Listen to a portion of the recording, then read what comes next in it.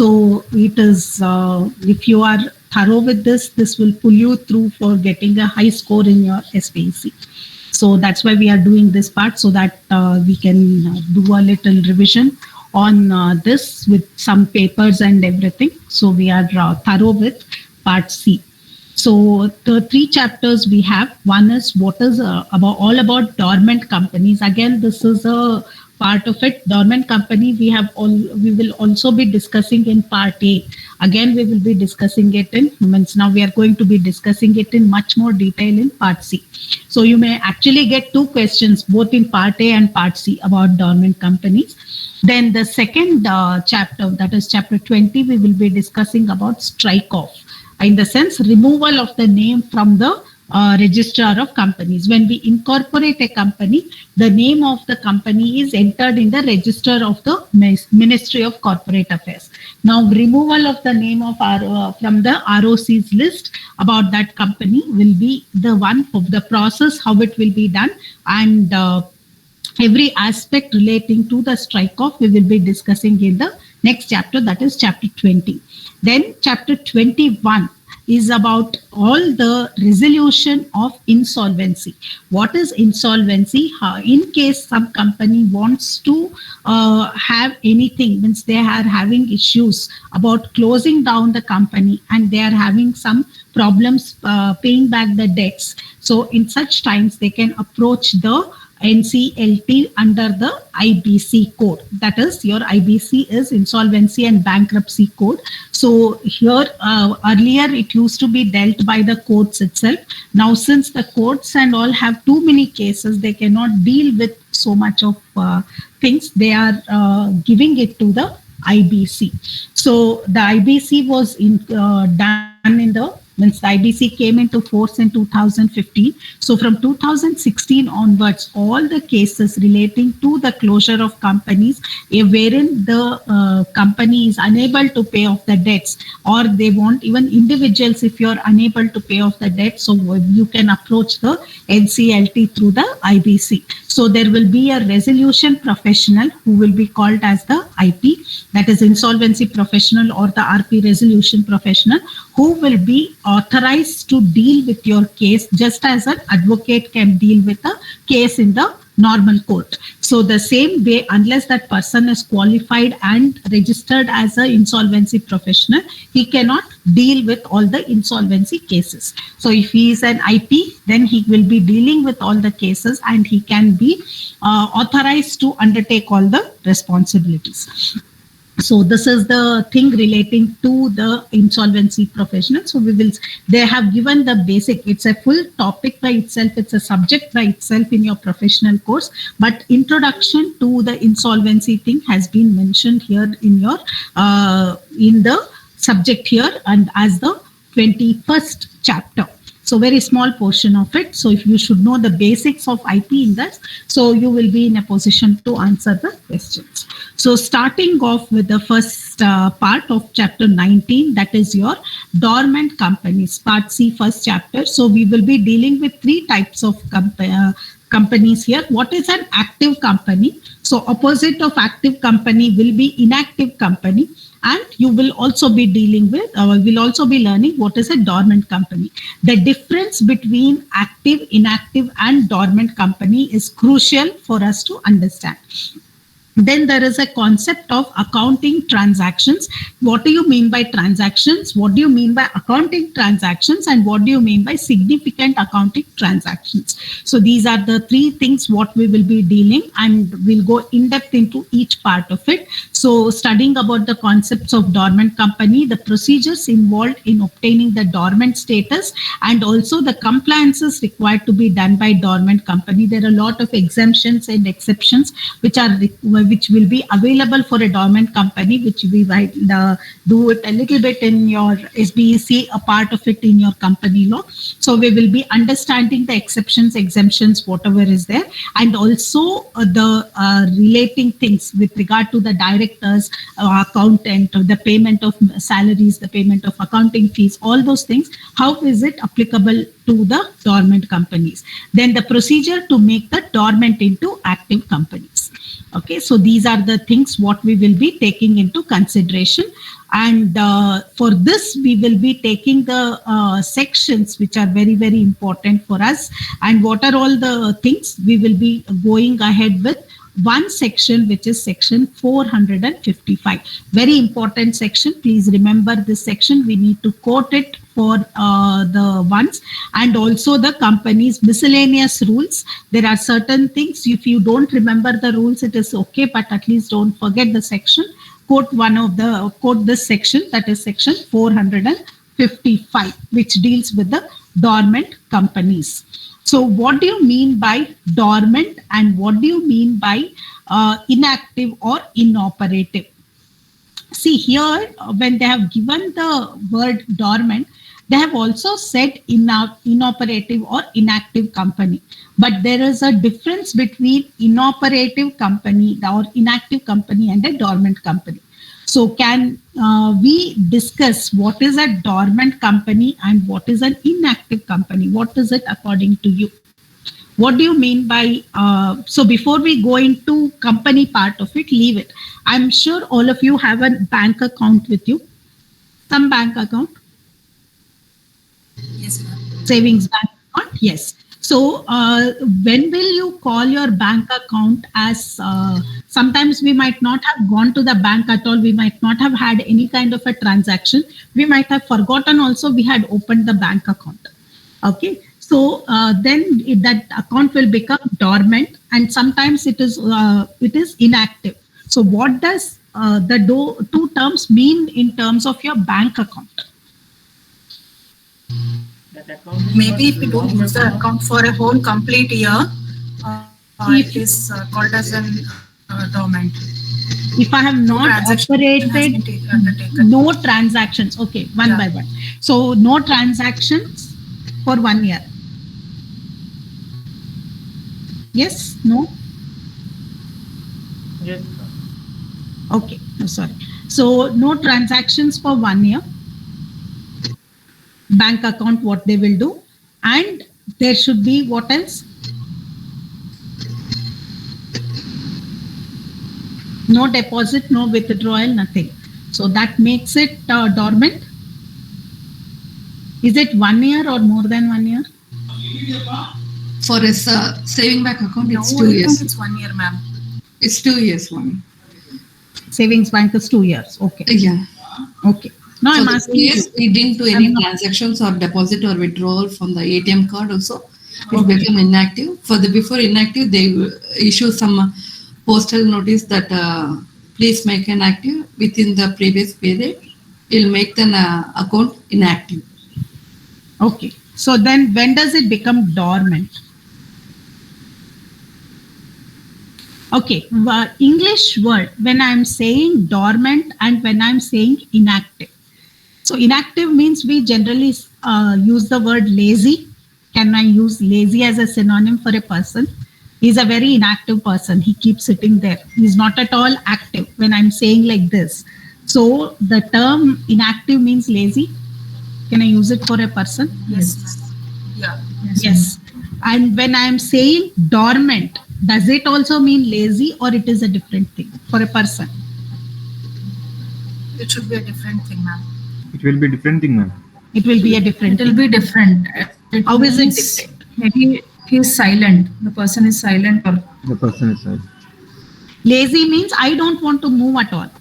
Okay, if I'm saying I am lazy, I know what to do, I know how to do, but I'm not moving anywhere. I'm sitting there just because I don't want to move.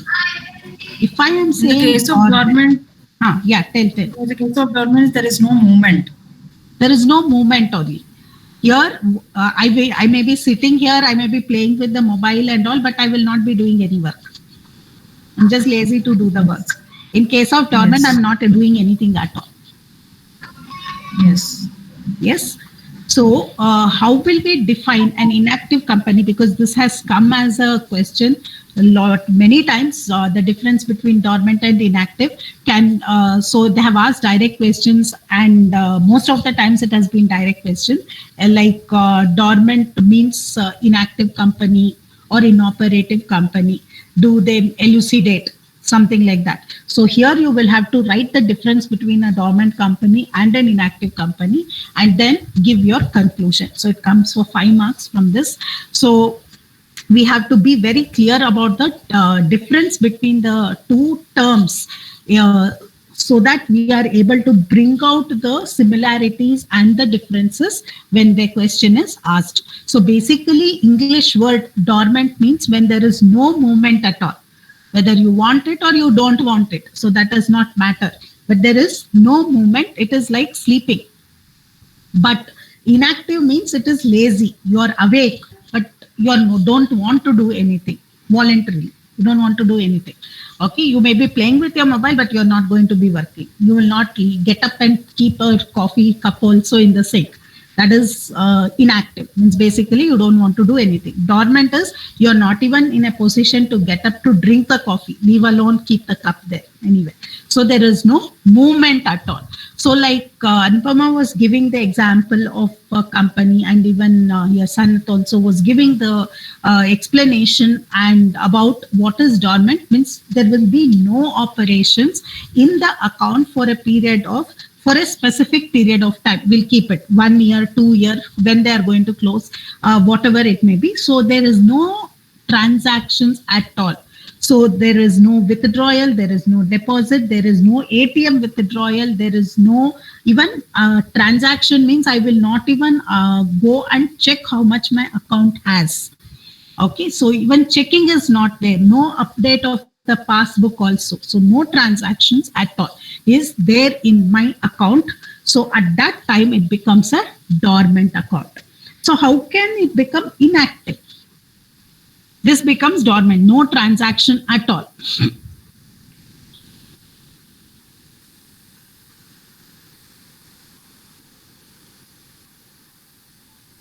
How can it become inactive?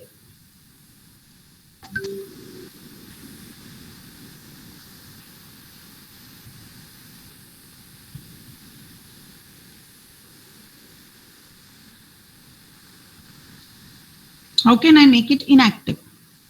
You got the definition of inactive, right?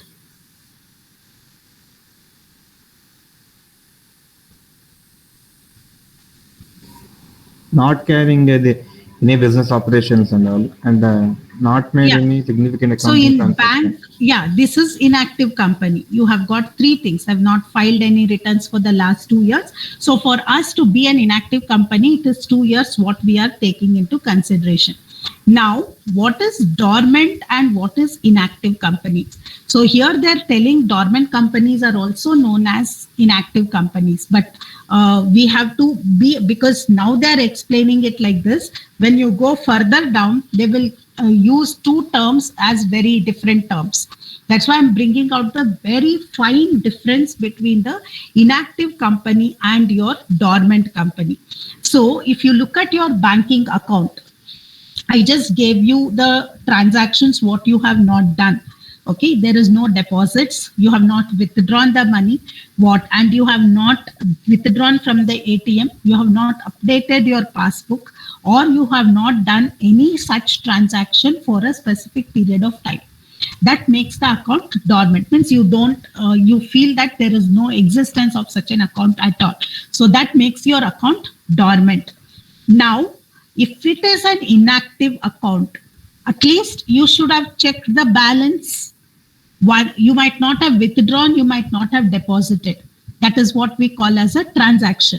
But at least you might have gone and checked how much is there or something, either in ATM or updated your passbook.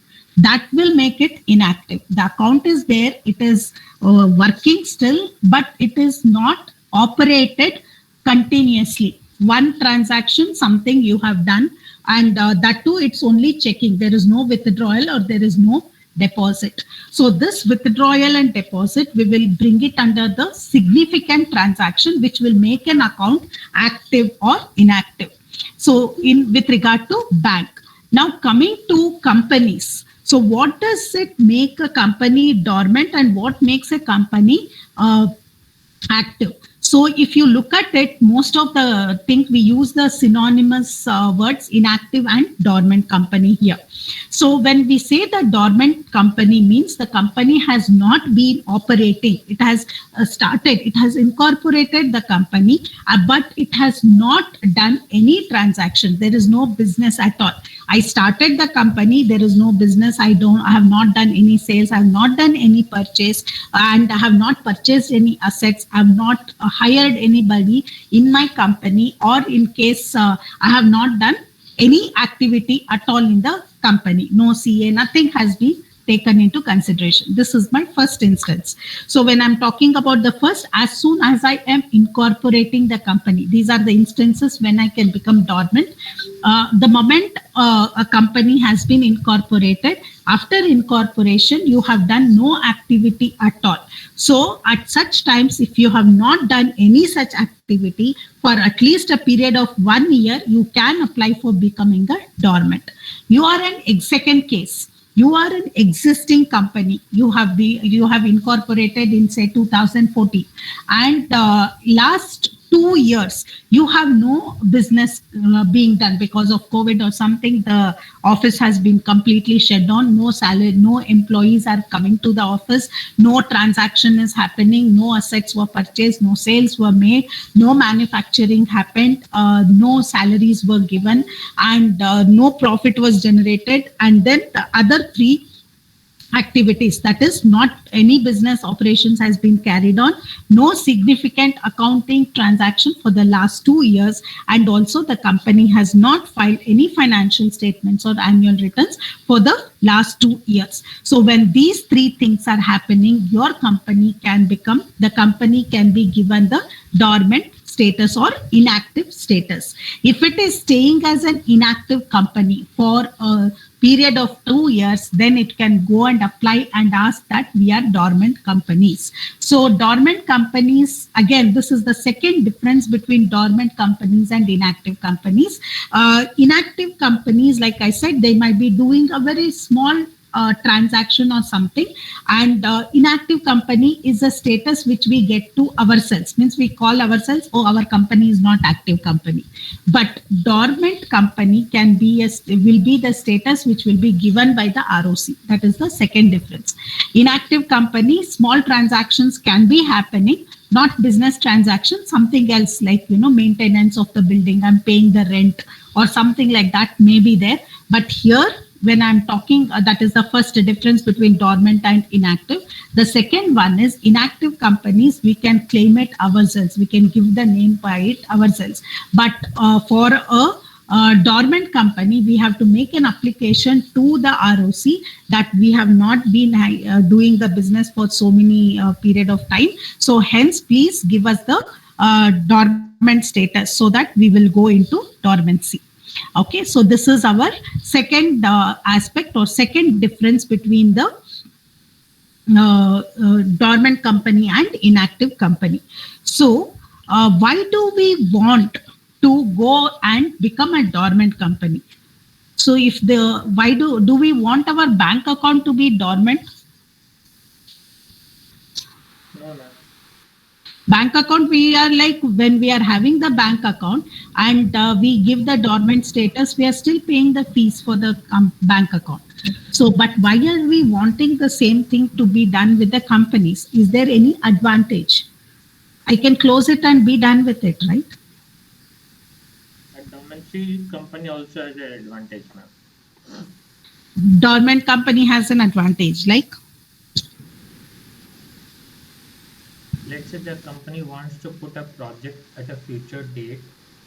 Using the dormant company, they can acquire, like for example, if they are planning to put up a small factory or something, because the dormant company can buy that land for the future use. For the future use. Okay. Yes, it can be an asset for the company. Okay. So that has come as a big advantage, especially when you are going with IPR. What is IPR? Intellectual property rights. So what does intellectual property rights mean? 3 words. Intellectual. What is intellectual? some kind of technological patent that you have taken, you have bought to put out a No, new no. design. Okay. Yeah, what you're saying is right. The patent and designs and all. The but word, if I'm saying you're intelligent, what does it mean? Intelligent word meaning. Technological know-how or So I'm saying you're intelligent, Kushal. So what does knowledge, intelligence mean? knowledgeable. Knowledgeable means your mind is working. Your mind is extraordinarily well trained, well in the sense creative. So something related to the mind. Okay. So whether you may be good at drawing, you may be good at technology, you may be good in inventions, you may be good at writing, you may be good at designs. So all these things which are your intellectual capabilities as an individual. Okay. So you have extraordinary capabilities in your mind which you are using because you have such creative abilities. So if somebody, you have written a story, if I take that story and publish it and say that I wrote it, so what will you get? If so, you are very good or something like, so Kushal has written a very nice story, or he has written a very nice what we call as a code or something like that, technological code, and he just wants to see if it is correct or so I look at it, I'm very impressed, and I feel that I can make a lot of money if I am publishing this in my name. I will tell him that it is all okay, but there might be some mistake, and I use the code and I sell it. Then he gets to know that I've sold it for 25 crores.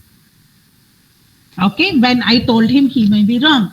So I have stolen the code from him. So at such times, here his intelligence, his creative ability has been misused. So that is the reason why we have the intellectual property. Property is the one which belongs. Intelligence is his property. Kushal's intelligence is his property. Nagendra's is his property. Sidharth is his property. Nobody can misuse any of your intelligent things, what belongs to you. So in order to protect the intellectual properties, so we have what is called as intellectual property rights, so that which is called as the IPR. You have 4 things under the IPR.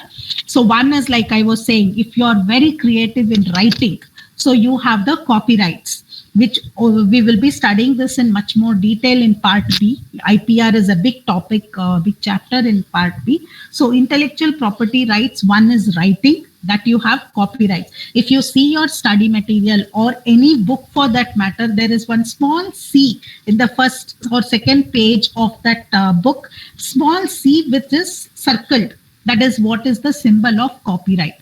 That means the book is copywritten. All the things, whatever the book is generating, will be going to the publisher, whoever has published. So that is the copyright. Then the second one, what we have is called what we call as the trademark. The marks which are used by the business to propagate their or market their companies or organizations, which is called as the trademark. The symbol of trademark is a small t with within one circle. So you can see the trademark of, say, for example, a brand mark also of Nike, that tick mark is there. Then McDonald, you have an M. All these are the brand images, what is there, which are registered, and the mark is given to that particular company. I am opening one more company, say, some, what is it, Madiwala Tiffin something, and I'm using the same M what is there in McDonald. I will not be given the permission to do it because that has been registered with McDonald's. So that McDonald company can sue me, can take me to the court saying that I am misusing the mark what they have. So trademark is a small t with circle on it. Then the third one, what is there is your patent. Coding, inventions, what is there, or the discoveries, whatever is made by anybody, so which is not already there. there. You are generating or creating a new substance or item or a code or any such thing, and that belongs to the person. So this patent is a P with a circle. Generally, the patented products, it's a longer process as compared to the copyright or trademarks. So a patent has got a lot of research to be taken up before a patent is granted to that particular organization or particular individual. Patent can be given maximum for a period of 20 years. After that, inventions means we keep growing, right? We keep doing something better. So it can be always improved. That is the reason why it is for 20 years. After that, you can re-get the patent by giving a different patent. Then the fourth one or the latest one, what we are using is called as the design.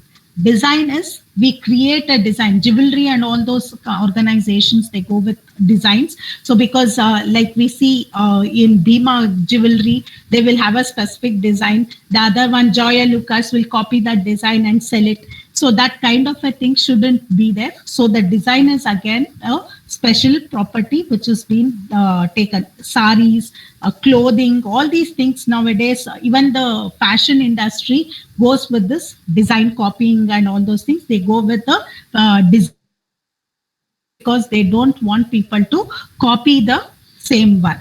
Okay, so this is the latest one what we have, designs. So these four are coming under your IPR. Now, I have created a code, like Kushal has written one code here, and Siddharth and him are wanting to start a company. Okay, using this code, they want to start an IT company. But at this moment, they do not have the necessary resources to promote that code and market that code. But they want to make sure that the code is there in the company's name, because they know that I will want to start this company and I require at least 2 I create that network and my company will go in big, my company will grow. But right now, I do not have the facility to go ahead and market the code or take advantage of this code. Right now, there is no market for it. So at such point of time, you incorporate the company, you keep the code in the company and go in for dormancy. So for 2 years, nobody is going to ask you to do anything. And your IPRs are protected. Your code is protected. After 2 years, you convert your dormant company into active company and start your business. You have a heavy asset which has been purchased by the company. Say 55 crores you have spent to purchase one plant and machinery. You do not want to sell it. At the same time, you know that after 2 years, if you're going to use this asset, it is going to generate much better results. So at the same time, to protect that asset, you are going to leave that. I don't want to do anything in that company, just that asset should be there in that company. So this is the reason why we go in for dormant companies. So one more example I'll give. This is a normal example, not related to the company part of it. Now, what happened in the last 2 years, COVID, once we are able to understand much better. So many of us were studying or working in, say, Bangalore or in different places. We were coming from different places. Like, for example, I was coming from, say, Hospet, and I was staying in Bangalore because my work was from Bangalore. When COVID happened, they started this thing called work from home. Okay, so I didn't want to stay in a small PG where people were not cooking also. I was not getting my food and the rent was quite expensive. When I could work from home from Hospet, why will I stay, pay the rent in Bangalore and work from that room when I can go back home and save that part of the rent? Many of us did this, right? We went back and we started working from home in order to save the rent, right? Yes, ma'am. Many of us did this, but this was because we were alone, means single or something like that. I don't want to pay the PG rent, hostel rent or something like that. If you are an entire family, who belong to hospital, but all of you, like your brother, sister, parents, all of you have settled in Bangalore, okay, and all of you are working in Bangalore and you are in a rented accommodation. Okay, so at such time, you have a place in your village also, means in hospital also, like all of us are settled here in Bangalore. At such time, would you have left the house in Bangalore and gone back to your house in hospital? No, ma'am. No, unless it makes any sense. If I am in a rented accommodation and the rent was very high, then I would have sold all my property or shifted the entire thing to hospital. Okay. If the rent was not so much. Okay. So what we will do now is, now all of us can do work from home. We have our own house in what we call in hospital. Okay, so all of us can work from home, but all we have set up a full house in Bangalore. Now I do not want to pay the rent for that particular house. So what I will do, I will take a small room. I will shift all my household things into that particular room. I will pay, say, the rent of the house is 20,000 rupees. I will pay 1,000 rupees rent for that room, shift all the items in that room, and then we all will shift over to hospital. Till that time, normalcy returns to Bangalore. That is one option what we can do. Other than that, you have an opportunity to go to the US for a period of 6 months. You will not wind up your house because you are going to the US, because you will come back to the same place. For 6 months, you sublet the house, or you just lock the house and leave it, or you just keep somebody in the house and say, take care of this house for 6 months. Then after I come back, I will take back the house. So one of these three options you will be doing. This is exactly how the dormant company also works. If I do not have any stake, means started the company, I am not in a position to do any kind of work. I thought I will be able to get the business, but I have no scope for this. At such times, the best thing will be to just let it be inactive and close the company, like the first option what we had. So I'm staying alone in the PG, COVID happened, and I'm not in a position to stay there. So I will just shift back with my things to my hometown. I don't want to pay extra rent. So that is first one in case of dormant company. Second thing, why people apply for dormant companies for a longer period of time. I am staying in Bangalore. I have got a short project in, say, the US or some other place for a period of 3 months, and I have to come back to this place. Again, I don't want to keep shifting my things from this place to that place. I have a settled house here. So I will sublet or lock the house for a small period of time so that I can come back and start living again. So this is why the dormant companies are taken, because you have an asset, you have an interest which has to be protected. So majority of the times, if you have a very valuable asset, either in the form of an IPR or in the plant and machinery, you go with the second option of applying for a dormant company. The same way how we get our accounts from dormant to active, we make an application to the ROC to make it active. So on an application, the ROC will give us the active certificate. So now we will go through the entire process of how to make it dormant, how to make it the active company, how to bring it back to activity. So this is a new form in which has been brought in the 2013 Act. It is basically to hold an asset or an intellectual property for a later stage. So this is the thing why the dormant companies are being used. So whatever may be the thing, a dormant company shall be, this might come as a question, a dormant company may either be a public, private, or a one-person company, but an LLP cannot go in as a dormant company. It is not a company per se, or a Section 8 company cannot be a dormant company. So you can see it is a public or a private or a one-person company only. The remaining companies cannot be a dormant company. So according to section 455, read with the miscellaneous rules, the provisions pertaining to dormant company are mentioned here. A company is formed and registered. What is a dormant company? This definition also has come. When a company is formed and registered for a future project or to hold an intellectual property without any significant accounting transaction, such a company or an inactive company can make an application to the ROC in such prescribed manner for getting the status of a dormant company. Now, when they are talking about inactive company, means an existing company which has not. This is the third subtle difference between the dormant company and inactive company. Inactive company means a company which is already in existence and has had no operations, but a dormant company can be a new company also, can be an existing company also, which will be applying for the dormancy position. Okay. Now coming to the inactive company, no business operations, then no significant accounting transactions, and not filed the financial statements and annual returns during the last 2 years. Now coming to what do you mean by significant accounting transactions?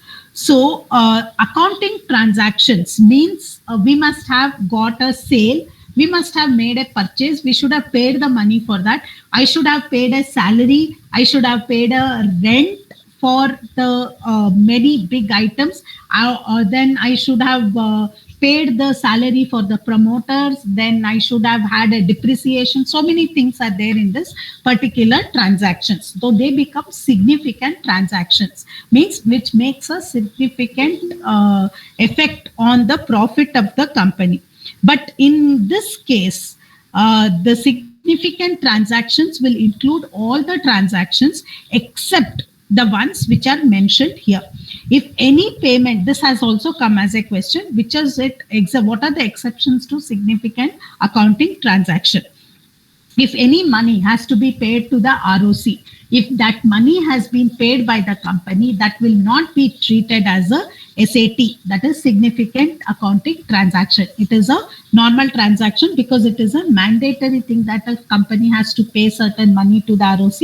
It is paying the fees, whatever is required to be there.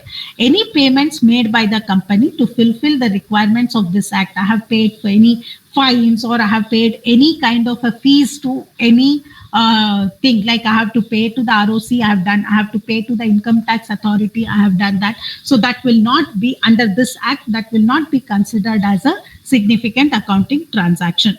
Allotment of shares to fulfill the requirements of that particular of this act. So now I had already issued the shares, everything, no transactions has happened. I'm just making the allotment of the shares. So that will not be treated as SAT here, that is significant accounting transaction. Payments for maintenance of its office and records, a small rent or records, book purchasing of the books, etc., for maintaining or writing a smaller transactions. So it should not be seen the nature of sale or purchase of items of the or services, whatever are the objects of the company. The remaining thing, maintenance and this and that, like a maid is being employed to come and clean the office, you can pay the money to them. But I'm paying a person, I'm paying 5 people who are employees, who are doing all the manufacturing work, who are making the articles and selling it, purchasing the raw material. For them, I'm paying the money. That becomes significant accounting transaction. Maintenance, okay, but not activity per se. Okay, so all the other transactions apart from these 4 will be treated as significant, will be considered as significant accounting transaction. If a company has made only these 4, then it will be coming under the inactive company. Only these 4 in the last 2 years. Now another question comes here. If I'm paying the auditor, then what?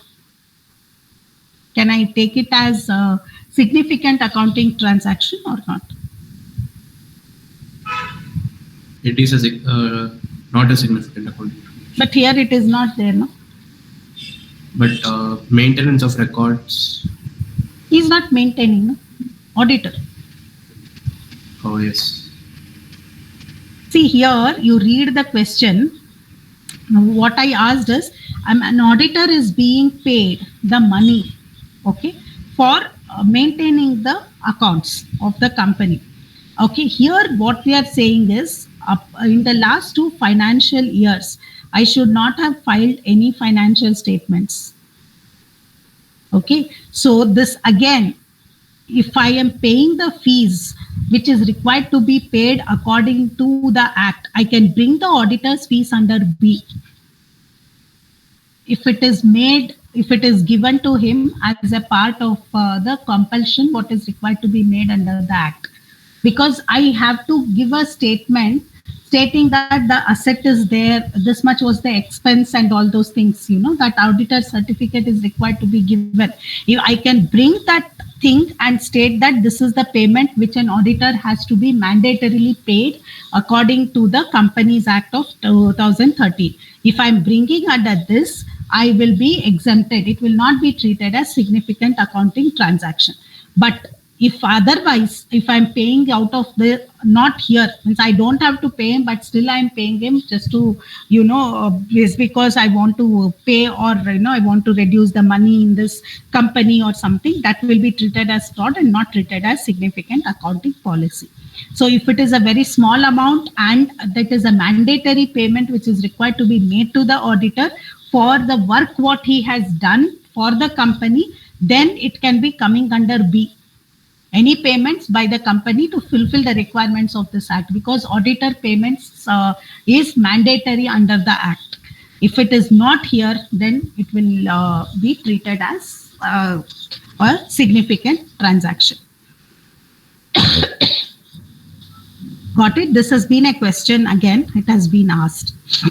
Ma'am, one doubt. Yes. Like, yes. VAST is not carrying on business any business operation, right? For how many years that should be done for inactive company? Two 2 years. 2 years. Yes. Said no, last 2 years it should not have done. Now, what is the year? For us is 2020, 2021, 2021, 2022. No, is it financial year or calendar year? Or the year from which they have stopped operation? Financial year. It's not mentioned, no. Which they have stopped the operation. We will not stop the financial year. When we say financial year, will be very clearly mentioned. Please remember this. If they want you to treat it as financial year, they will say financial year. See, like for the given for the last 2 financial years, they should not have filed anything. So there you have to treat it as financial year. Then if they have said, like for example, meetings of the company, board meeting of the company. So the company should hold 4 board meetings in a year. There they have not said financial year. Year plainly, if it is mentioned, it is a calendar year from January to December. Okay, that is the second one. Here when we are talking, a company should not have carried on business for a period of 2 years. Means from the date it stopped carrying on business, from the day it stopped operations, from that day you will calculate 2 years. And the year which it completes for that financial year, you will make here financial year does not make any difference at all, because we will see the dormant status. It's like your bank account. We don't remember when the interest will get credited to our bank account. Do anybody know when the interest gets credited? What date the interest of our bank account gets credited? I think it's in the month of March, ma'am. Pakka? Sorry, April. April? Yeah. Sure, April. Probably. September, October? No? So when I'm saying my bank account is dormant, they will see when did you last operate your bank account, right? If I have operated my bank account, means I have made a withdrawal, say of 2,000 rupees on 5th of March 2021. After that, I have not operated my bank account, like I have not done anything. So how will you give my inactive status? After 5th of March, you have not touched the bank account at all till Today is what? 17th of September 2022. So your account has been inactive from this date to this date. Don't we give like that? So here also, when we consider that the company is inactive, it will be from the date it was last active. From that day, you are going to calculate 2 years. Clear with this one? Only then. And in the last two financial, like what Kushal was bringing it out, 2 financial year, I should not have filed anything. Means no AGM, no meeting, or I should not have filed any of my AOC 4 or MGT 7 or 7A. So this thing should have been there at that particular period of time.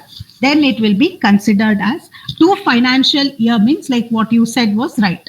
21, 22, 22, 23, I have not filed any document, any of this financials. But my operations might have stopped in 21, somewhere in any month, any date.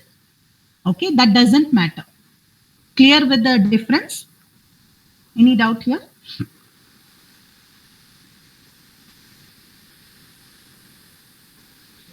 Any doubt? Yeah.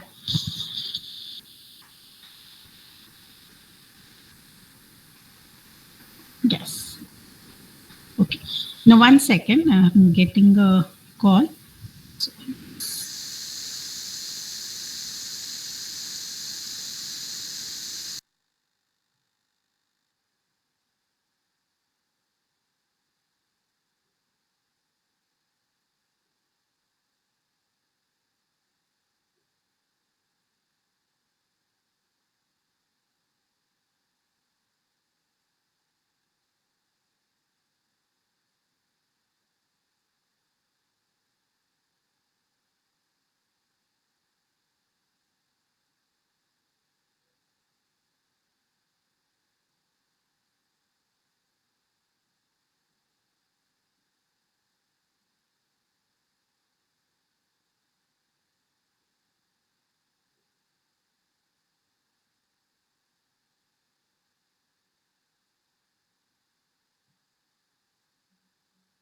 Yes, sorry. Any doubts with regard to this one? Year, financial year, and from that date, year. No, ma'am. All three clear. Yes. So the next one, how to obtain the dormant status. So any company can sue moto. Okay. Can obtain the status of dormant company, means I want the dormant status because I have an asset, or I want to keep maintain that company for some more time or something like that. At such a time, I can apply for dormant status myself. That is, the company itself can apply for a dormant status. Or at times what happens, the ROC has seen that, like how we have it in the banks, they see that you have not operated the account for a period of 2 years, then the ROC will say, why I should not give make your company dormant. Okay, so these two, by myself I will make an application, or the ROC himself will ask why it should not be given as a dormant status. Now coming to suo motu application by the company.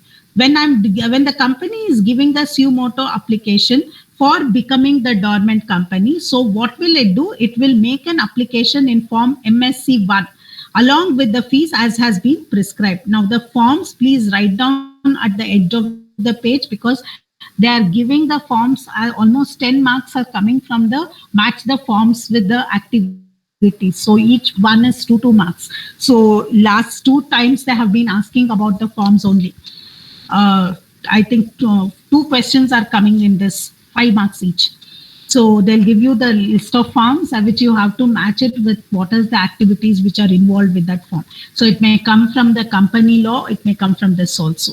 So here you have the thing MSC 1, which is application for the dormant company suo motu by the company, along with the required registration fees.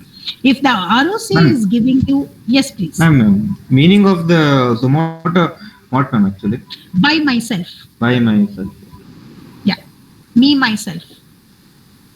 Okay, so suo motu means ನಾನೇ ಹೋಗಿ ನಂದ ಕೆಲಸ ಮಾಡ್ಕೊಳ್ಳೋದು. I am taking the initiative. Ma'am, what's the full form of MSC? Miscellaneous. Okay. I think so. Yeah. Because these forms, they have given the numbers, we assume the most of them we are able to get the full forms. Like dir means director, then if you have mgt means management, then aoc means accounts of companies, pas means then prospectus and allotment of shares. So that way we have got these form where it can be applied and all this. So miscellaneous, because it is coming under the miscellaneous rule, so I said miscellaneous, msc. So where you don't know where to put it, they have put it under miscellaneous forms. Nidhi companies, NDH forms. So each one will have those things. And most of the forms, it has to be uploaded or submitted within 30 days of the event. Okay, so most of the forms, 95% of the forms are to be submitted within 30 days. And the remaining 5%, very few forms, they have a different date timings. Okay, so make a list of those forms which are not 30 days. So the remaining will become 30 days for you. Like pass 3 in case of private placement has to be filed within 15 days of receipt of money. So that is an exception to the 30 days. So that way, please make a list of items, a list of forms which are not to be filed within 30 days. The remaining ones are all filed within 30 days. All the forms, most of them are 30 days. Okay, so here also MSC 1 and what we are doing, it's an application by the company for applying for sumoto dormant company. Then in case ROC has to ask, so there are two conditions which are required to be completed. Only then the ROC will send a notice to the company why that company's name should not be entered in the dormant status. The company has not filed financial statements or annual returns for 2 financial years consecutively. Means like how Kushal gave that example, 2 years, that is 21-22 and 22-23 or 2021-21-22. It has not filed the financial statements or annual returns. The financial statements are filed in the format AOC4. Okay, and annual returns are filed in the format MGT7 for normal companies, MGT7A for small companies. Okay, so you can write down the forms formats also, or the forms which are required to be filed in AOC4 for financial statements, and annual returns, it's MGT7 for companies and MGT7A, capital A for small companies. And for 2 years, if the company has not filed consecutively, then the ROC shall issue a notice to the company and enter the name of the company in the dormant list, in the register maintained for dormant company.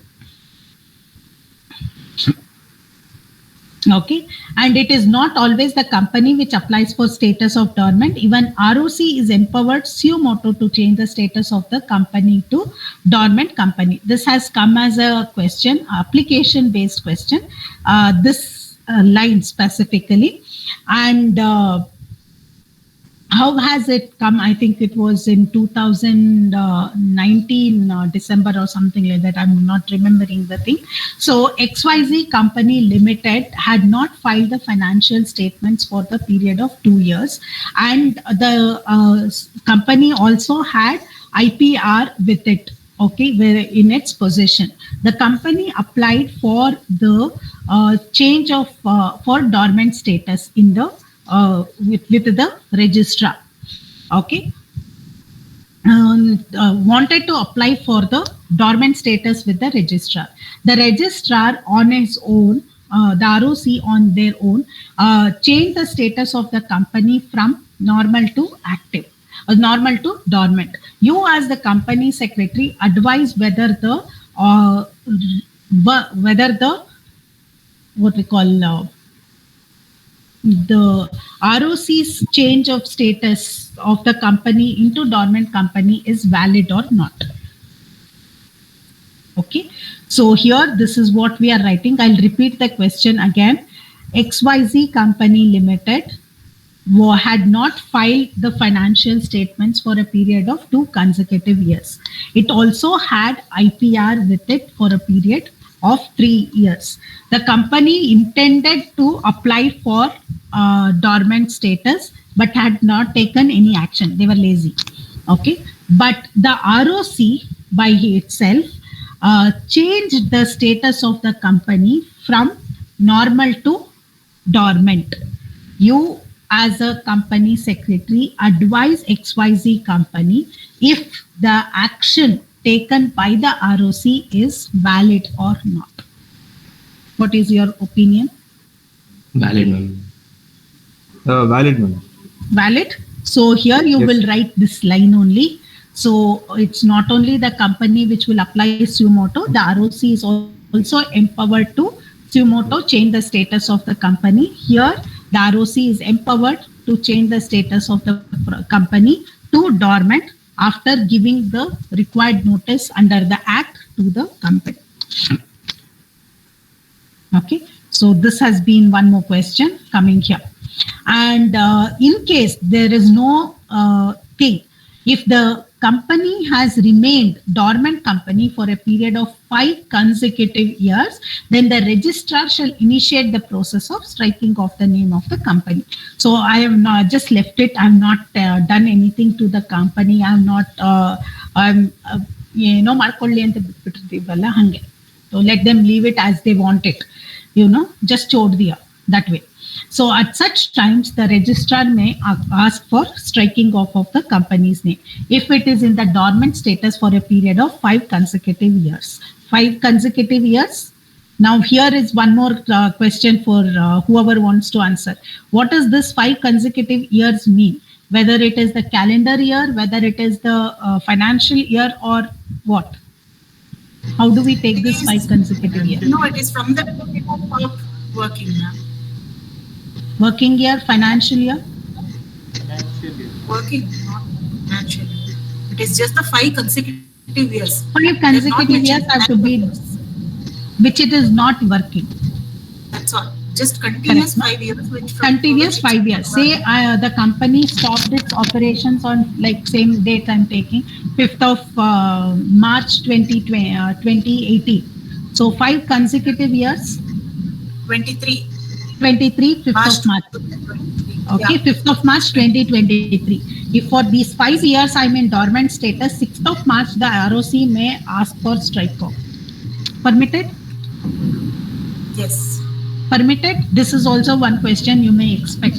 They'll give you the dates like this and ask when can the ROC go in for a strike off. So what is your thing? 1st April, 6th of March, then they'll, or something like that, or 24. 1st January 2024. When can the ROC go for strike off?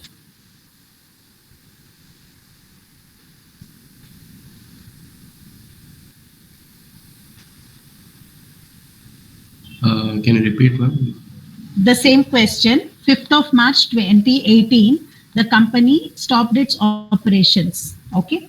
And it has been in the dormant status for a period of 5 years, okay? So the ROC wants to go in for a strike off. So what is the date on which the ROC is entitled to go for the strike off? Is it 6th March 6th of March 6th of March 20. or 1st of April 23, or should I go in with 1st January 24? 6th of March 23. March. 6th March. Okay. 1st January 2024, ma'am. 1st January 24. Okay. Yes. Any other answer? 1st April, no? Nobody?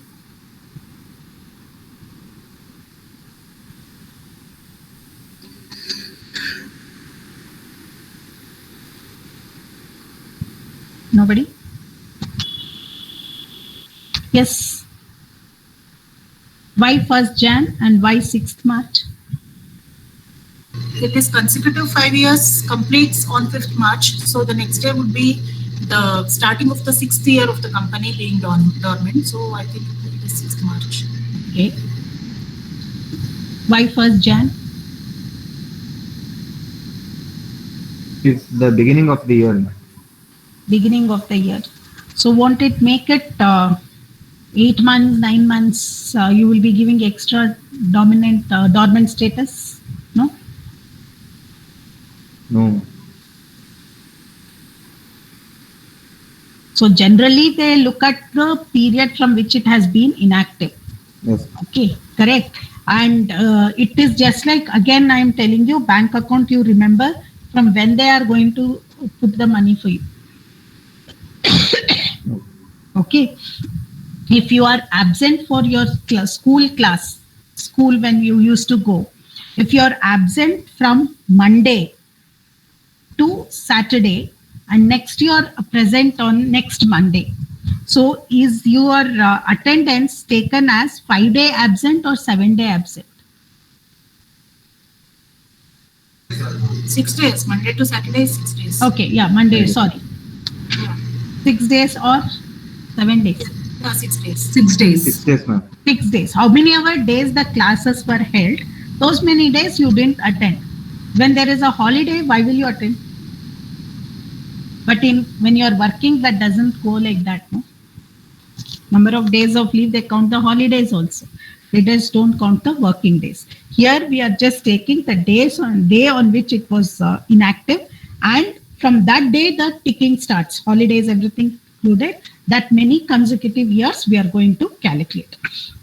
Okay, how the ROC takes it, it's different, but we give the data from that period, what is there. So what are the things which we will be giving it here? Application for dormant things by the company itself. Then, So, ma'am, what would be the date for being considered as dormant then? 5th March only, no? Correct, no? Correct. Okay. Because 1st April, like financial year, why will I look at the financial year? 15 days I'm not taking at all. They were dormant for that period, no? So from the date they have been declared dormant, from that date I will start looking at it. Period of 5 years starts ticking there. Okay. So before the end of 5 consecutive years, change in the status of the company either from dormant to active or dormant to strike off. So I will, the bank will give me a letter that your account has been dormant because you have not operated the account for a period of 2 years, 1 year, whatever it is. If you want to close the account, please come and give an application to close the account. Or if you want to activate the account, come and make give a letter and do a transaction so that we are in a position to activate your account. One of it, they will give you the choice. So the maximum period for which a dormant company can be dormant is for a period of 5 years. And before the completion of 5 years, the dormant company shall apply for activation or strike off. Otherwise, 6th of March in this example, it will be automatically struck off. So before the 5th of March 2023, the company has a choice whether to go in for active or whether to apply for activation or for strike off. Otherwise, this company will, the ROC will suo moto go in for strike off.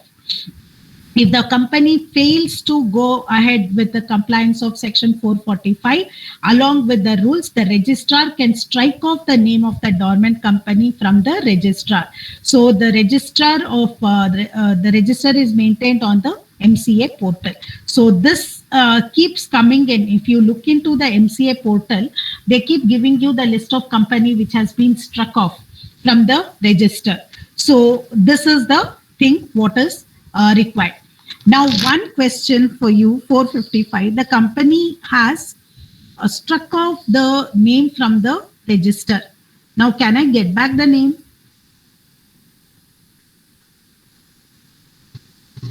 No, ma'am, not the same. No. They're telling about like if the company's name is struck up from the Register. Oh, register. Yes. But though we will do that in the next one, just a food for thought what I asked. Yes. There should be a process of activation, reactivation of Reactivation means reclaiming the name. Companies Act we do have. Earlier LLP we did not have. Now in LLP also we can retrieve our name. See, sometimes what happens, it happens in our own attendance in this class also, right? Oh, my name has not been entered in the register. My name is not there in the WhatsApp group. Please add my name. Please, my name has been added twice. Please remove this one. So we do this kind of things. So my name is in the second module. I'm doing my first module. Remove mine from the second module and put it in the first module. These kinds of chaos happens, right? The same thing works even here. So sometimes the registrar by mistake might have removed the name of the company, struck off the name of the company. Sometimes he might have struck off the name whether in spite of the company asking for activation. So all these things might have happened intentionally, unintentionally. At such times, the company can apply for the reactivation or restoration of the name in the register. So that we will be seeing in the strike off chapter, that is next one. Since here they said that you can be struck off from the dormant status and your name can be struck off from the register of the dormant companies, whether you are struck off permanently or whether you are activated. From the dormant list, you are removed. That is what it is here. So in case from the main list only you are removed, you can be brought back to that list. But from the dormant list, if you are removed, can you be put back to the dormant list?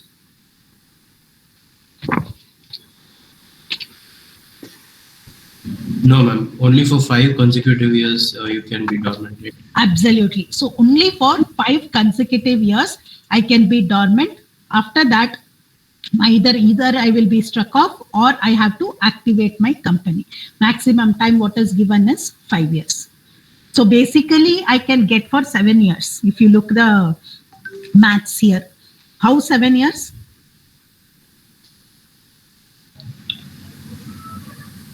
The first 2 financial years you'll not do anything means they'll automatically.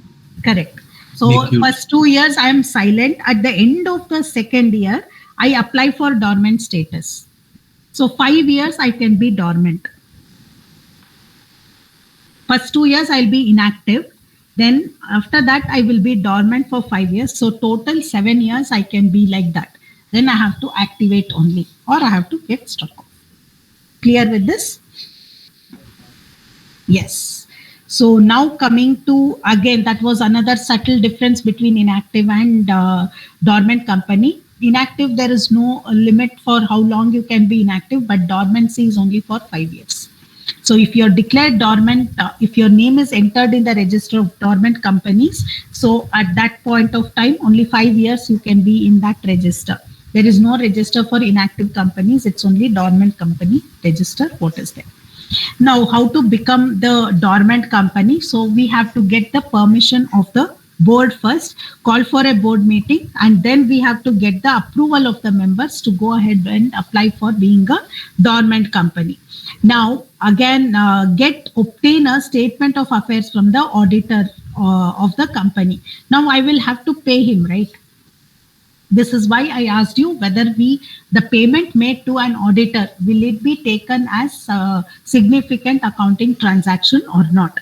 Now, when I'm calling for having a board meeting for applying, the company suo moto wants to apply for the dormant status. And for this purpose, I have to call for a board meeting. I have to call for a general meeting, and I have to have a document which is called as the statement of affairs from the auditor of the company. Now, this auditor is the statutory auditor of the company. Who will make a statement of affairs free of cost and give it to me? Nobody. So I will have to make a payment to him. So the payment made to the auditor for the statement of affairs for applying for sumoto's applying for dormant status by the company, will it be a significant accounting transaction?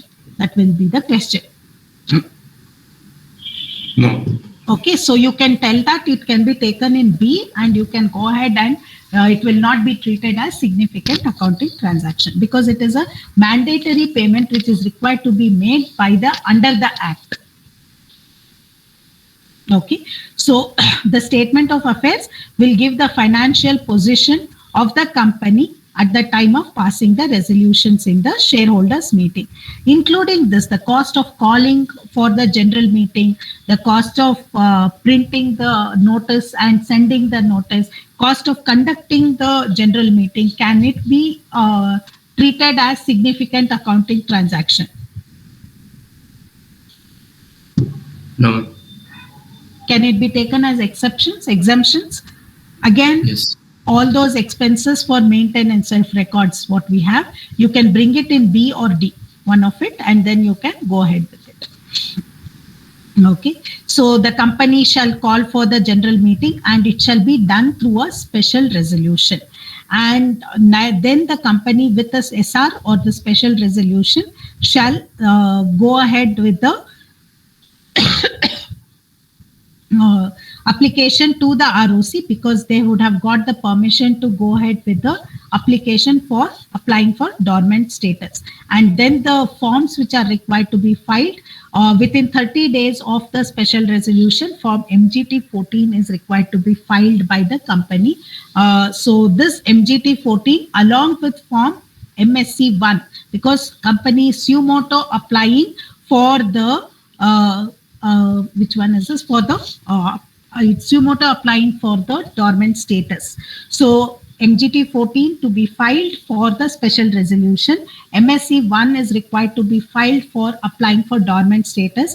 The documents which are to be attached along with the application for applying for dormant status will be the special resolution, then copy of the statement of affairs and the declaration which will be given by the directors and other necessary documents whatever are there with the company. Like you may have what is it, incorporation, all those things, whatever is there, that you have not done any transactions or any of those things, which will be taken into consideration.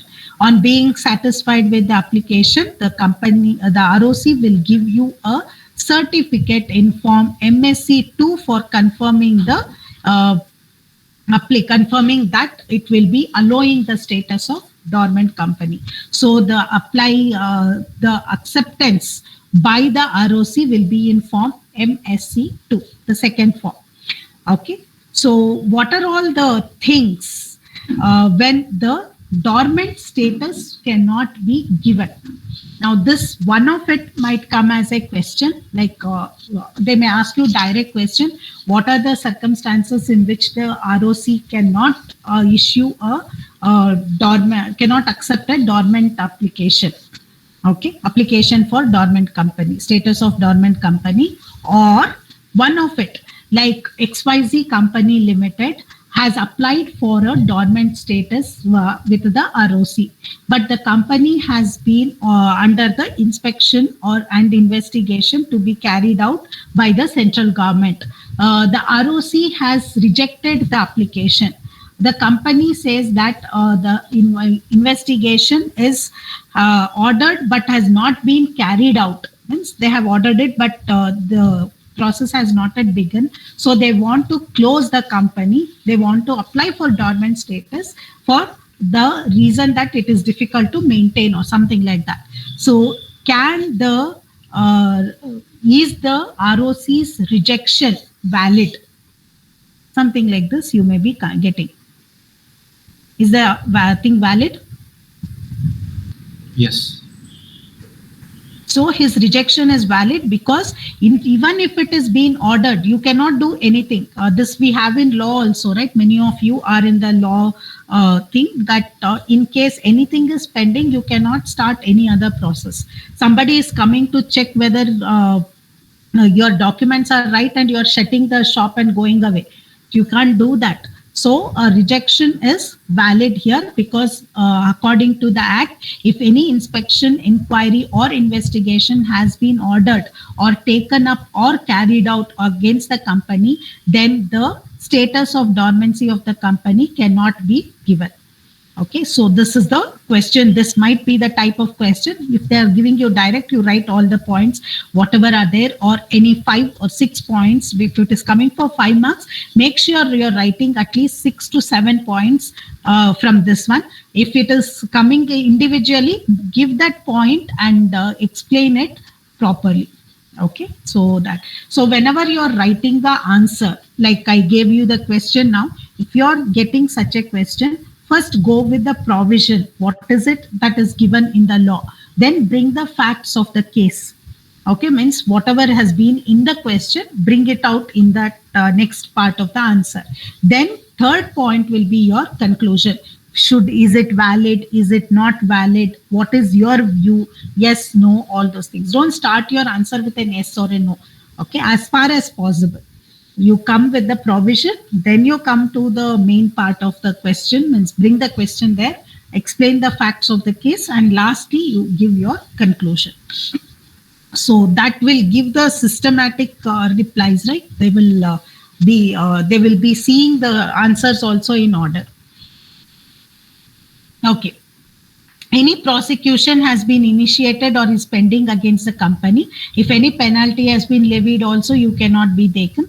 And if the company has failed to repay any public deposits, whichever it has taken, or paid interest thereof, not there, and any outstanding loan, secured or unsecured, if the company has taken any loan and the company has not repaid any loan, then the company's application will be rejected, provided the company gets an NOC or a approval letter from the lender. Only then, and that approval letter has also to be enclosed with form MSC. So basically NOC from that lender or the creditor, and then only I can be going and filing.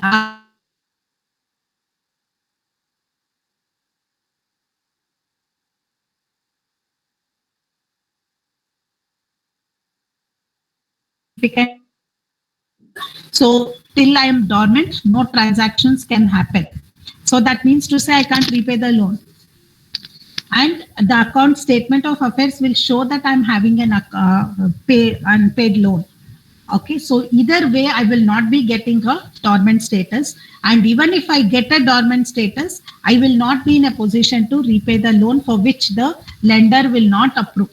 He wants this loan interest installment back. If I'm not in a position to pay it, what is the point in giving it?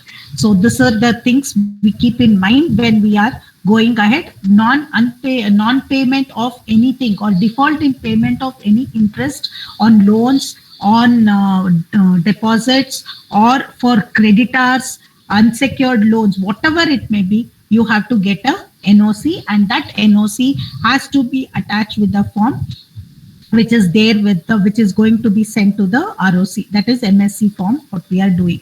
Outstanding loan, whether secured or unsecured, any outstanding unsecured loan, then the company may apply only after obtaining the NOC from the lender.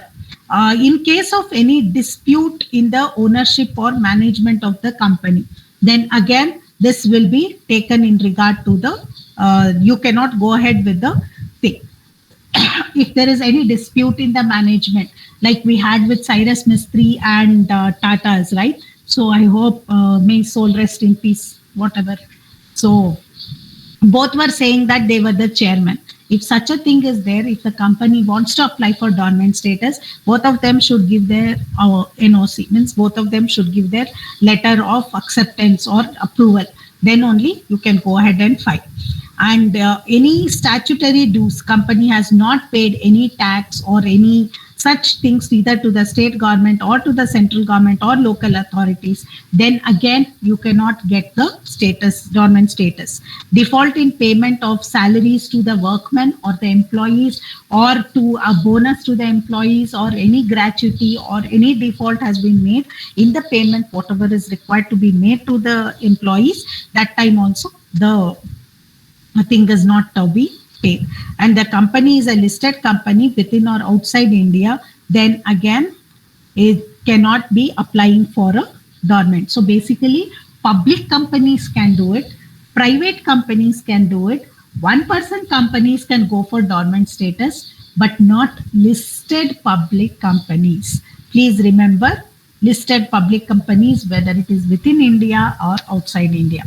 So if they ask, like XYZ is a listed company and it has applied for the status of dormant status with the ROC has rejected its claim.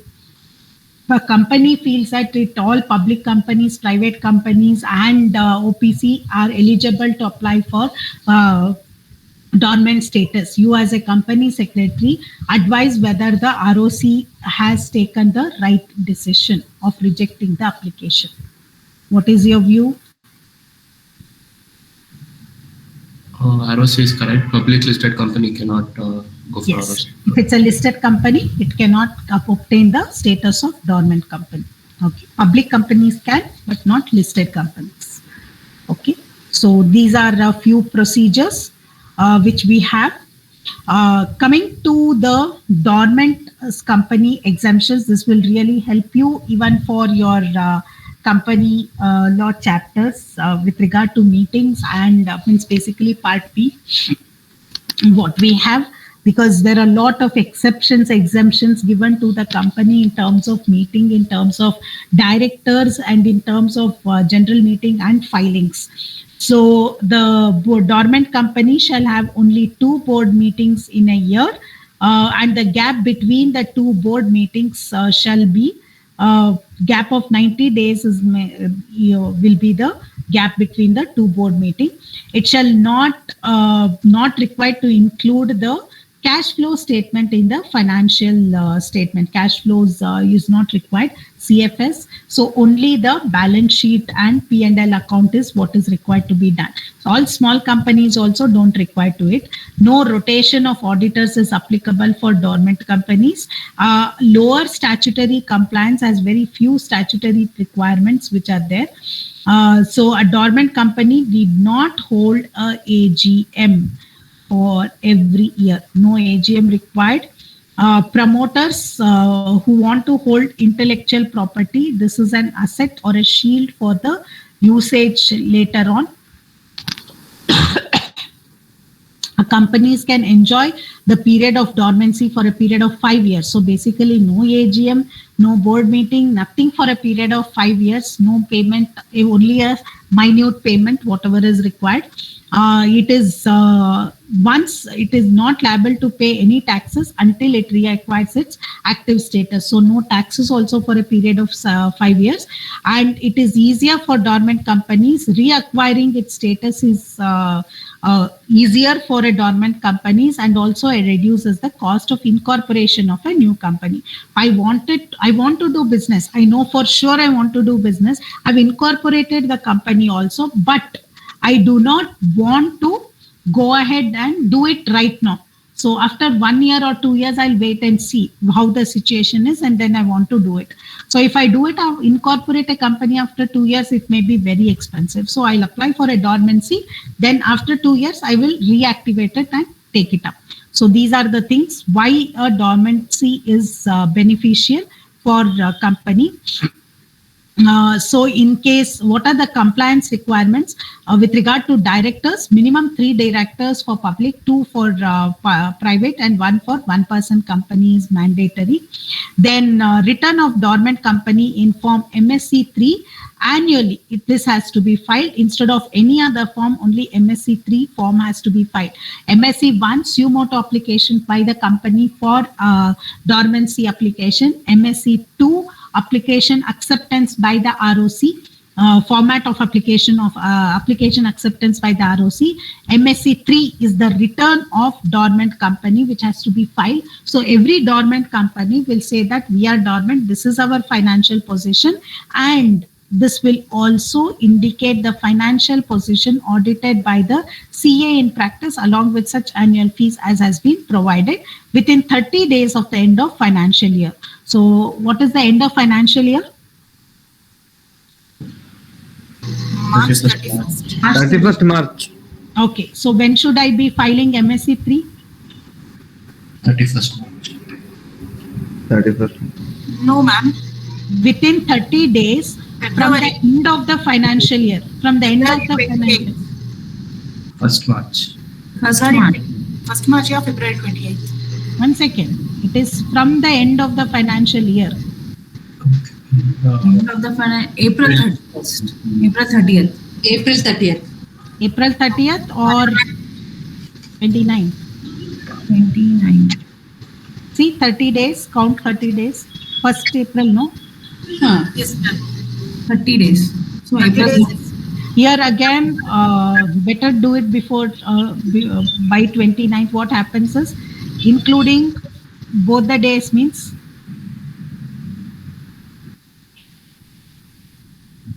or excluding both the days. So this is within, it is saying within 30 days. It's not.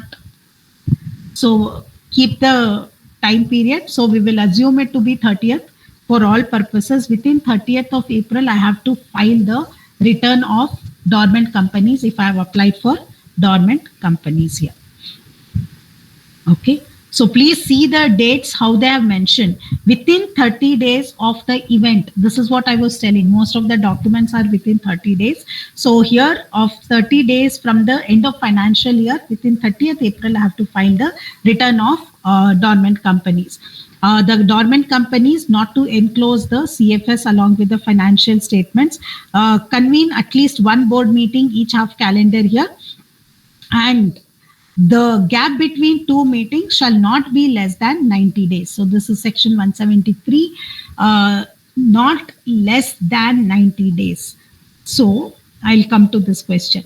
No rotation of auditors applicable for dormant companies, and it shall file a return of allotment of changes of directors, continue to file a return or returns of allotment and change in directors in the manner within the specified period. So this is basically if I'm making any allotment of shares, or if any director is appointed or removed, if there is any vacancy and all those things we will continue to file as a regular one whenever there is any changes. So that is the requirement here. Other than that, you don't have to hold any kind of AGM or any such activity what is taken in the required time. Now coming to this statement, the gap between two meetings is not less than 90 days. What does this mean? Within 90 days, there should not be two meetings. Within 90 days, we should not have two meetings. Say, for example, my meeting is 1st of April. So when should my next meeting be?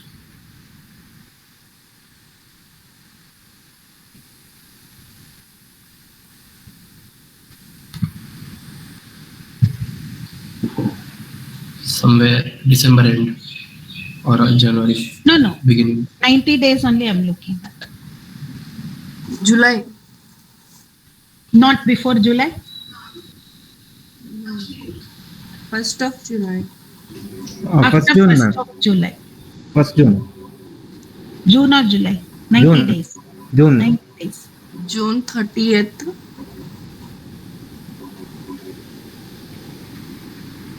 June 30th. So after 1st of July only I can hold my next meeting, Yes. right? This is what the law means, right? But we don't follow it at all. This is there for small companies also. This is there for Section 8 companies also. This is there for OPC also. But we don't follow it. Today there is one meeting, tomorrow we will do one more meeting, because most of the times a small private company, we are doing paperwork. We are doing meetings on paper. So we don't look at this. It is not less than 90 days means, like what Kushal just said, means the gap should be more than 90 days. Correct? Yes, ma'am. Correct, no? But we are having at least 15 meetings, 18 meetings at times, because it's on paper. Today, tomorrow, you're calling for meetings. So many things. This provision is the most misunderstood provision in the Act. I just wanted to bring that. There is one more these are for dormant small Section 8 companies and OPCs. This is the provision for holding your board meeting. For other companies, you have the gap between, there should be at least 4 board meetings in a year. That is what they say. So when you are saying in a year, they are saying that it should be from January 1st to December 31st. You must have 4 meetings. They're not saying every quarter or anything. And the gap between 2 board meetings should not exceed 120 days. That means it should be within 120 days. Correct? So if I am having my if I'm having my meeting on 1st of April, So, and I am a big company, and the gap between my two meetings should not exceed 120 days. So, when should I hold my next meeting? So that I am complying with that 120-day provision. 4 months. 4 months, correct? So it's not 4 months. You have to count 120 days. Yes, Yes. But also, because one will have 31. So that yes. one day will go off there. So within which date should I be calculating? It includes both the days. 1st April also is included. Okay, when I'm calculating 120 days. So within what date should I be doing it? 27th July?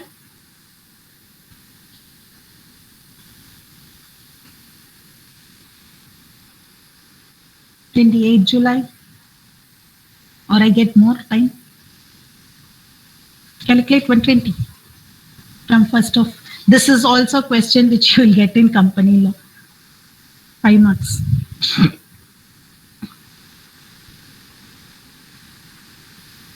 When can I hold my next meeting?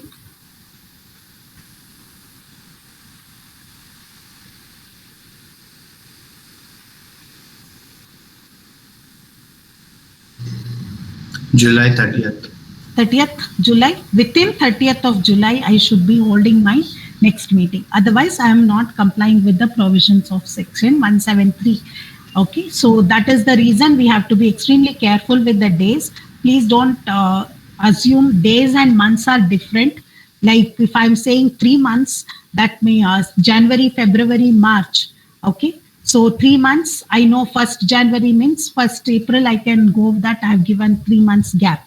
If I'm saying 90 days, my date will not be 1st of this one, 1st of April. It may be 2nd of April also, because February has 1 day less, 2 days less, and March and January may compensate it with 90 days. But for example, I take July, August, September, 90 days, it will be different. So be very careful when you are looking at dates and months, and you can't write vice versa. Though we know that months and days might come to the same thing, but if it is given as days, please write days only. Don't write months. You will lose marks there. Okay. And calculate and check twice before you, after you have answered the question also. Now, coming to the framework regarding the seeking of status for active company from dormant company, the form required to be mentioned is MS4 here. So, in case the company has been a dormant company for a period of 5 years, within the completion of that period of 5 years of dormancy, the company can apply to the ROC for getting the status of active company from dormant company. The format in which the application will be made is MSC4. So this is for obtaining the status of active company from dormant company before the end of 5 consecutive years of becoming from the date. Here it is where it has come. From the date of becoming a dormant company. I think here we have clarified our doubts regarding the one. Yes.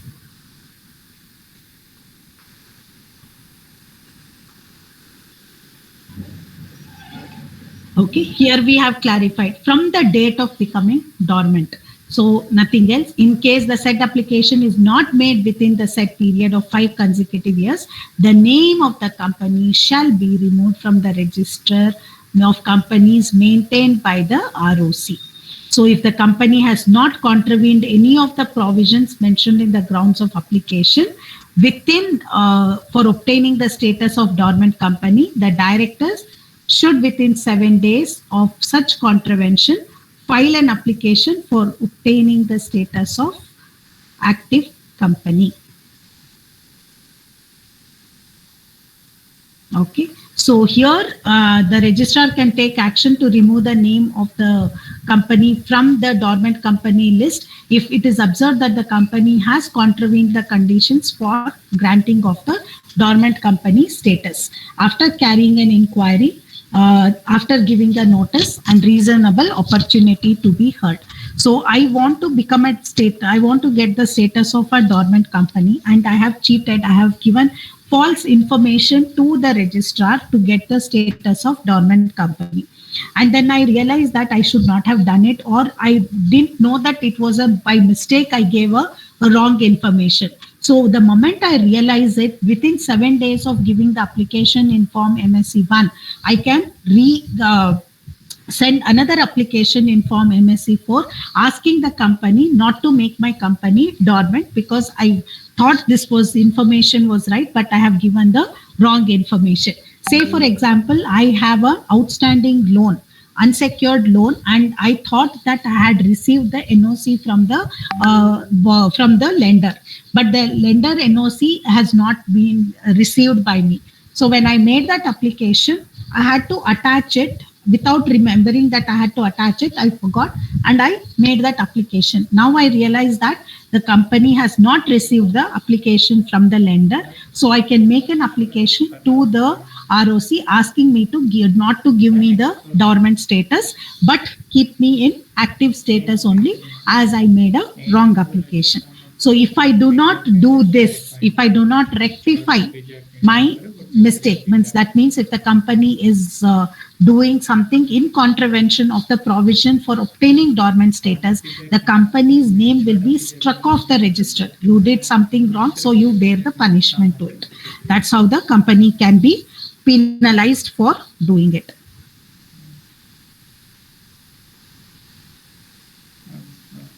Ma'am, Yes. one doubt. Yes, please. In a lifetime of a company, how many years can it be dormant? Only 5 plus 2. Only 5 plus 2. Yeah. Okay. You can't keep saying I want to be dormant. Then they'll say no. Okay, ma'am. Okay.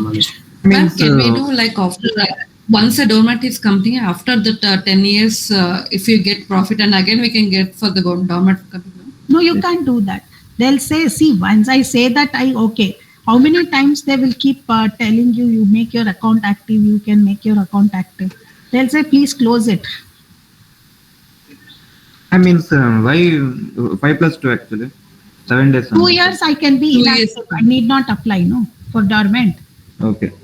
Okay. So 2 years I can simply keep quiet. And then just before the end of 2 years, I can apply for dormant status. I can be dormant status for 5 years. That's why I said 2 plus 3, 5, 7. Okay. Procedure for active, small paragraph, we'll complete it of 2 minutes. The following are the procedures for obtaining the active company on its own. So the company can make an application in form MSc4 along with the fees prescribed for obtaining the active company status. Application for obtaining the active company status is form MSc4. Okay. And along with it, you should be filing the return MSc3. When should you file MSc3? What is this form MSc3?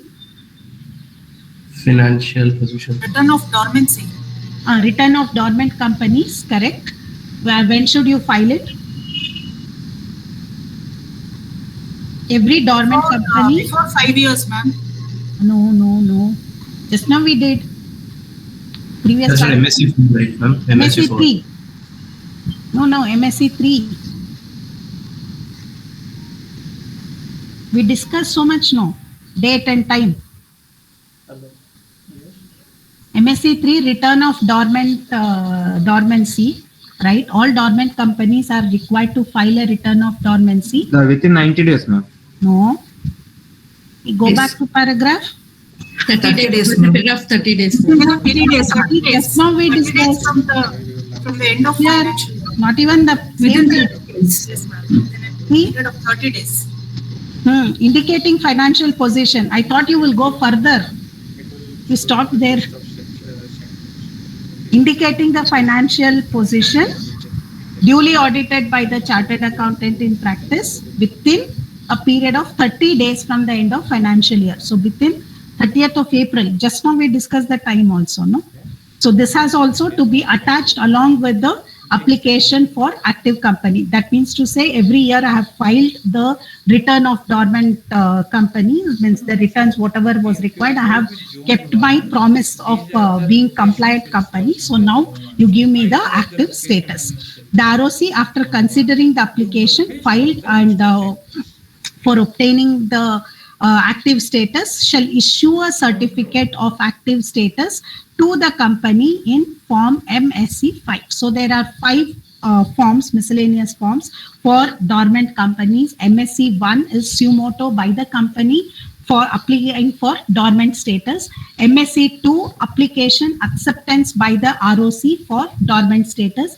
MSC 3 is the return of dormant companies to be filed within 30 days of the end of financial year, duly signed by the auditor of the company or a chartered accountant, practicing chartered accountant. MSC 4, application by the company on its own for getting the active status. Then MSC 5 is the certificate issued by the ROC allowing the status of active company to the applicant who has applied for active status. 5 of them are there. Any doubts in this? So in case the ROC shall change the following, change the status of the dormant company to active company if the dormant company does or omits to do any act mentioned in the grounds applicable. So basically it was given so many conditions what are required for it to be a dormant company. If any one of the conditions is not fulfilled, then the company's status will be changed back to active. Like I have to file the return. I did not, the company did not file, so it loses its dormant status. Okay, so it has made a significant accounting transaction, it loses its active status, it loses its dormant status. So the ROC can suo motu change the status of the company if the company fails to do anything what it was required to do as a dormant company. And then if the ROC has reasonable grounds to believe that the company registered as dormant company has been functioning in any manner directly or indirectly affecting the status of the dormant company. So basically what it is doing is it is a normal company only to avoid paying taxes, avoid expenses, avoid having a general meeting, means all the benefits of dormant company. It is secretly doing the business, but it has applied for dormant company status. So if it comes to that, then it can initiate proceedings under section 206, basically inquiry and investigation into the activities of the company under 206. And after giving reasonable notice or opportunity for the company to be heard in this regard, if the company is found to be doing the business or is found to be active, but it had only secretly or fraudulently applied for the status of dormant company, then the company's name can be removed from the active list and it can be treated as a, or from the dormant list, and it can be treated as a active company. Okay. Any doubts in this? How did you find the chapter? Easy? Good, ma'am. Good and easy. Easy, Interesting and easy, ma'am. Easy, right? So you will get around 8 marks or 9 marks coming from this chapter. Can score, no? Yes, ma'am. Yeah, read it 2 times, you will complete it.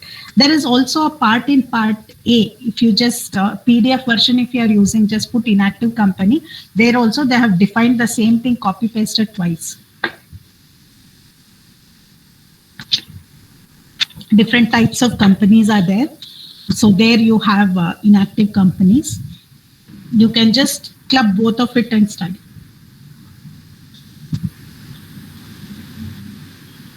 Okay, so that ends chapter 90. Let me see in case next week, sometime I have any session or something. If nobody is having any session, then I will take the session and do the. So now Akshata ma'am will be taking JIGL on Wednesdays. So Saturdays will be mine. Any other session, any other faculty is not taking, then I'll take it so we can finish the syllabus faster. I was planning to finish by mid October. Let me see if I can. Maximum by mid. Otherwise, some one Sunday or something we can take and try to finish it. Okay. If any faculty is not taking or it's okay for extra time or something, please do let me know. We can go ahead with it. Okay. So this link you try. In case it is not working, just message me or Siddharth is there. The same proofs on. Ideally, we are opening this one also. So somebody had deactivated, means they had closed it, shut it down. That's why we were having the problem. So have reactivated. Let us see if it works. Fine. Otherwise, we'll go back to our. We have the other one also. One of it you can use. Yes. Any questions, any queries? Any of you have not completed your one-day orientation, please take it up. It's being